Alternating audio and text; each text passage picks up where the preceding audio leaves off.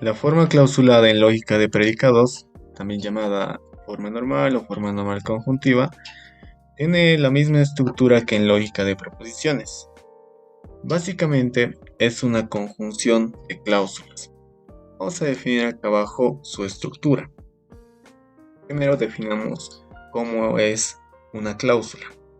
Una cláusula va a ser un conjunto de literales, literal 1, literal 2, hasta el literal n, que van a estar conectadas por disyunciones. Disyunción aquí, aquí y aquí. Tomando en cuenta, claro, que un literal va a ser un predicado, cualquiera que se nos ocurra, que va a estar acompañado o que no puede estar acompañado de la negación. Esto representa un literal. Bueno, aquí ya tenemos una cláusula. Podemos crearnos otra aquí al lado. Puedo tener también 3 o puedo tener más cláusulas. Estas cláusulas me dice la estructura de forma clausulada que deben estar conectadas por conjunciones. ¿Vean? Va a haber conjunción, conjunción y conjunción si es que tuviera más cláusulas.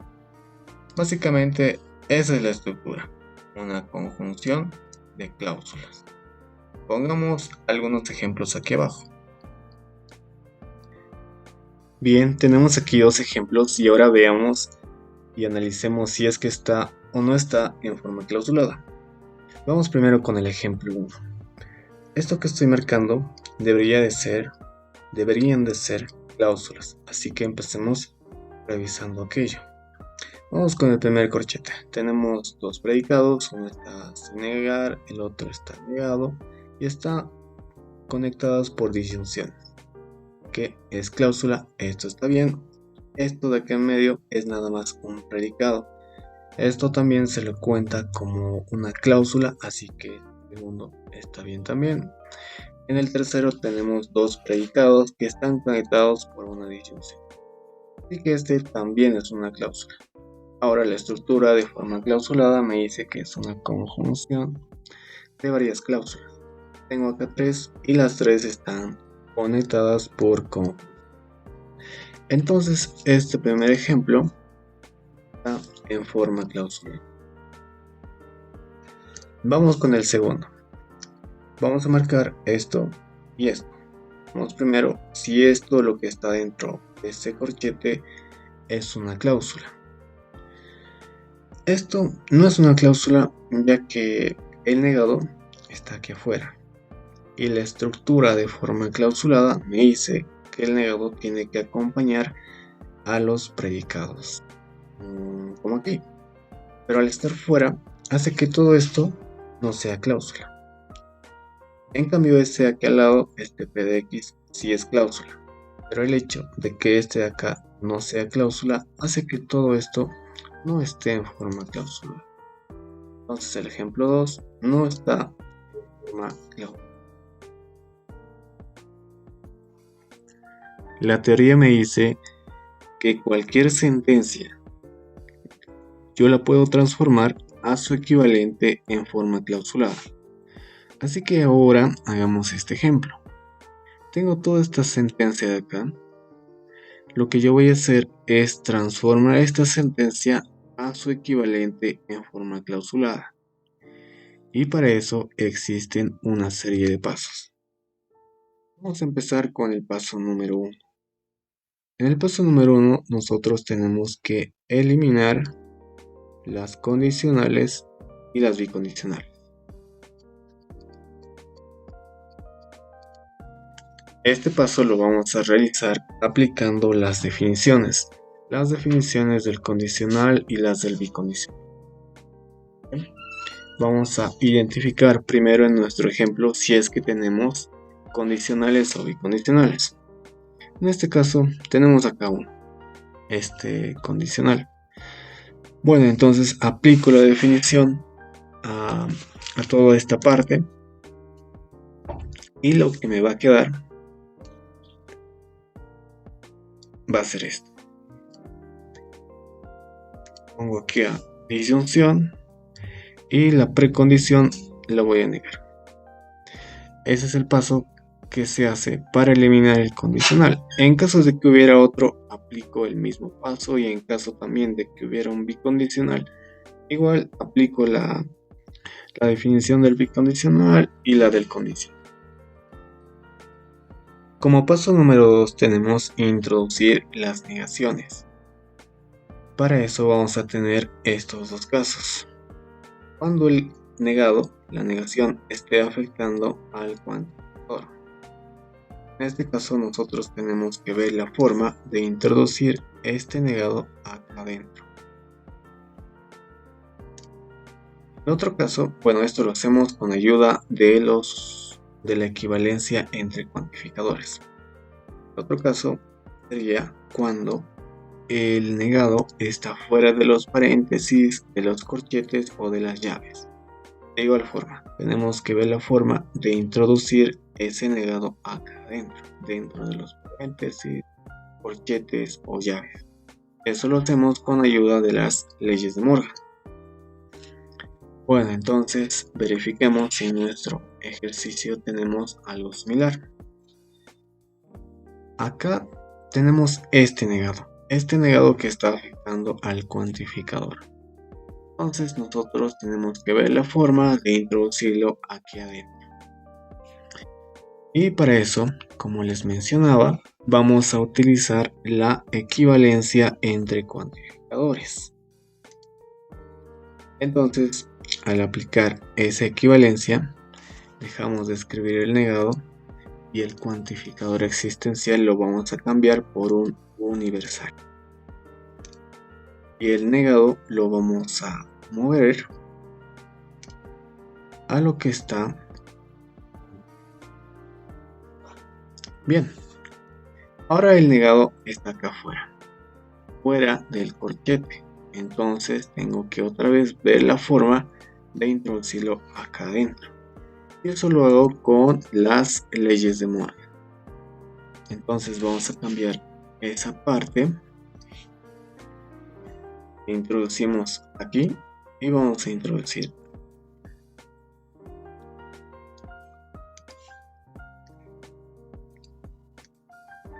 Movemos esto. Y ahora para aplicar leyes de Morgan lo repartimos a cada momento. Primero acá va a ser doble negación. Eso hace que el negado desaparezca. Y en el segundo, esta disyunción lo vamos a cambiar por una conjunción y vamos a poner el negado aquí al lado. Bien, he aplicado leyes de Morgan. Ahora verificamos si el paso está completo. Vemos que todavía no, ya que este negado está otra vez fuera y está afectando al cuantificador existencial de aquí adentro. Entonces otra vez tenemos que hacer lo mismo. Cambiar esa parte y vamos a utilizar otra vez la equivalencia entre cuantificadores. Elimino al negado, voy a cambiar este existencial por un universal. El negado lo voy a trasladar a lo que está cuantificando, es decir, aquí adentro. Como paso número 3 tenemos la independencia de variables. Lo que nosotros tenemos que hacer en este paso es independizar las variables de cada cuantificador.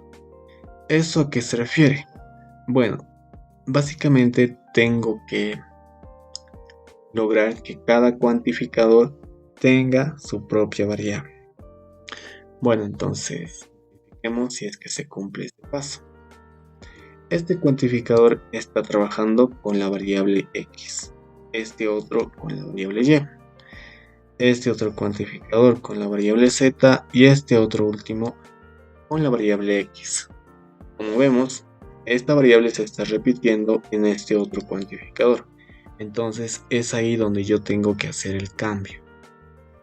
Cada cuantificador debe trabajar con su propia variable. Entonces puedo realizar el cambio en este cuantificador universal o en este cuantificador existencial.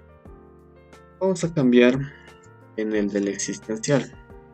Borramos esta variable x, que es la que se está repitiendo, y vamos a utilizar otra variable. Podemos utilizar cualquiera. En este caso yo le voy a poner un w, por ejemplo. En el paso número 4 tenemos eliminar los cuantificadores existenciales.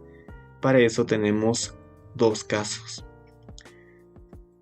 Vamos a explicar primero esos dos casos en este pequeño recuadro y luego lo vamos a aplicar al ejemplo que estamos realizando. En el primer caso, los existenciales pueden venir de esta forma. Este existencial no está siendo afectado por ningún otro cuantificador. En ese caso, lo que nosotros vamos a hacer es dejar de escribir al existencial, vamos a copiar al predicado y en vez de su variable vamos a ponerle una constante. En este caso le estoy poniendo una constante a. Esta constante va a representar a un elemento de la variable x. Se le va a llamar o tiene el nombre de constante de Scholen. En el segundo caso vamos a tener a los existenciales escritos de esta forma. Los existenciales en este caso, tres ejemplitos, van a estar afectados por algún otro cuantificador universal. Entonces, en ese caso,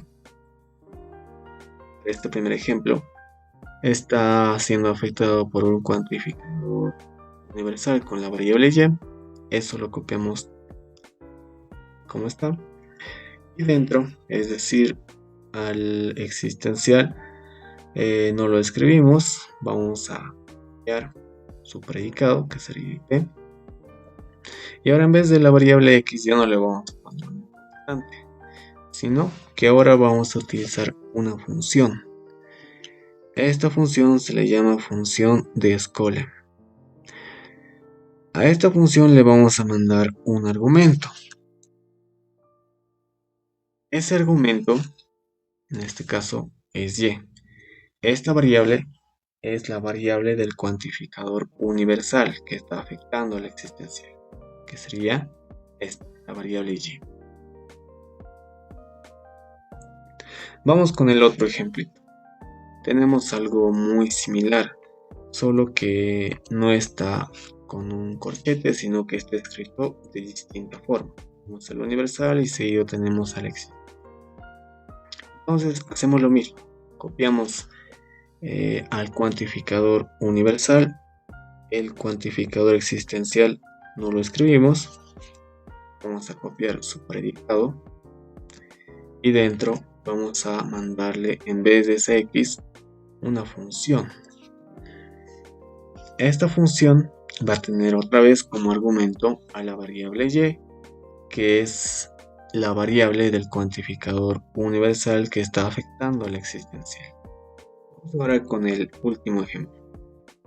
En este caso vamos a tener a dos cuantificadores universales que están afectando al existencial. Entonces escribimos esos dos cuantificadores, eliminamos al existencial, copiamos su predicado y en vez de la x nos creamos una función. En este caso estoy poniendo una función g. Podemos utilizar cualquier función, una función f, una función h, una función g o cualquier otra función. Y como argumento les estoy enviando en este caso dos variables. Estas dos variables, la z y la y, son las variables de los cuantificadores universales que están afectando al existencial.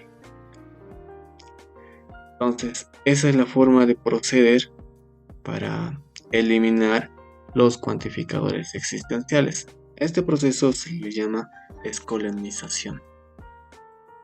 Bueno, ahora veamos si podemos aplicar este paso en nuestro ejemplo.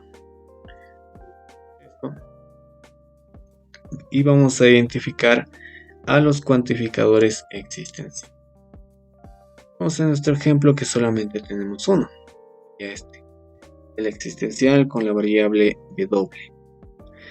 ¿Y en qué caso estamos? ¿Estamos en el caso 1 o estamos en el caso 2? En el caso 1 no estamos, ya que este cuantificador existencial está dentro de unas llaves. Aquí hay una llave y aquí hay otra llave. Y todo lo que está dentro de estas llaves está siendo afectado por este cuantificador universal. Entonces, estamos en el segundo caso. Vamos a eliminar al existencial, lo dejamos de escribir y vamos a mantener su predicado, que sería la t, y en vez de esa variable, en vez de la variable w, vamos a ponerle, siguiendo nuestra reglita, una función. Entonces eliminamos esta variable, vamos a hacer un poco de espacio y en vez de esa variable me dice ponle una función. Puedo ponerle cualquier función que yo quiera. Voy a ponerle una función f, y como argumento tengo que enviarle la variable del cuantificador universal que estaba afectando al existencial, que en este caso sería la x. Entonces voy a poner aquí la x. En caso de que yo tuviera también el caso 1, por así decirlo, si yo tuviera acá algún existencial que esté solo, por ejemplo un existencial de t, p de t. Si es que yo tuviera también dentro de mi sentencia este complemento que le estoy adicionando, yo procedería, pero aplicando el caso 1, es decir, que elimino este existencial, mantengo el predicado y en vez de su argumento de variable t le pongo una constante de escola. De esta forma puedo tener solamente un caso, puedo tener los dos o también solamente el segundo caso. Entonces eso como nota, como un ejemplo, pero en nuestro ejercicio estamos nada más con el caso número 2. Como paso siguiente tengo eliminar los cuantificadores universales. Para este punto, en mi sentencia únicamente voy a tener cuantificadores universales. Lo único que voy a hacer es dejar de escribirlos. Los voy a eliminar, nada más. Entonces, voy con mi ejemplo. Identifico los cuantificadores universales, que en este caso serían 3. Entonces, a estos 3 los elimino, los dejo de escribir. Lo ordeno un poco, esta llave ya no me va a servir. Y nada más me quedaría una sentencia de este tipo, que ya está más reducido. En el paso número 6, lo que tengo que hacer es aplicar distributividad. Voy a aplicar distributividad hasta llegar a forma clausulada. Entonces, para eso vamos a utilizar las propiedades de distributividad. Y vamos a repartir. En este caso, vamos a repartir este predicado con este y con este otro.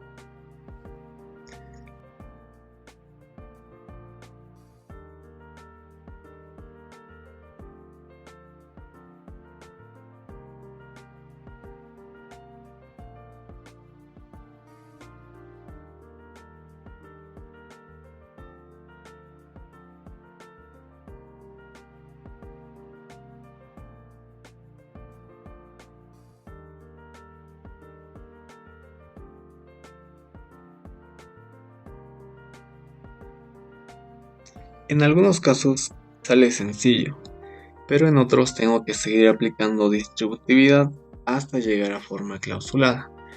En este caso solamente aplicando una vez, aplicando distributividad una vez, he llegado a forma clausulada.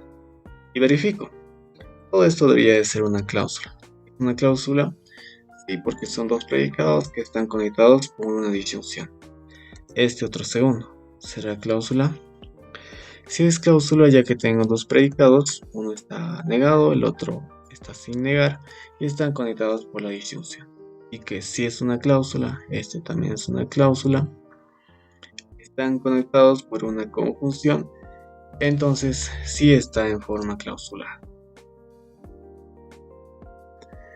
Y finalmente en el paso 7 voy a concluir que se tienen las siguientes cláusulas. En este caso tengo dos. Uno es este y otro es este otra cláusula. Y abajo lo único que voy a hacer es escribirlo y además voy a poner subíndices a las variables, cosa de que cada cláusula trabaje con variables distintas. Bueno, de esa forma es como se lleva cualquier sentencia a su equivalente en forma clausulada.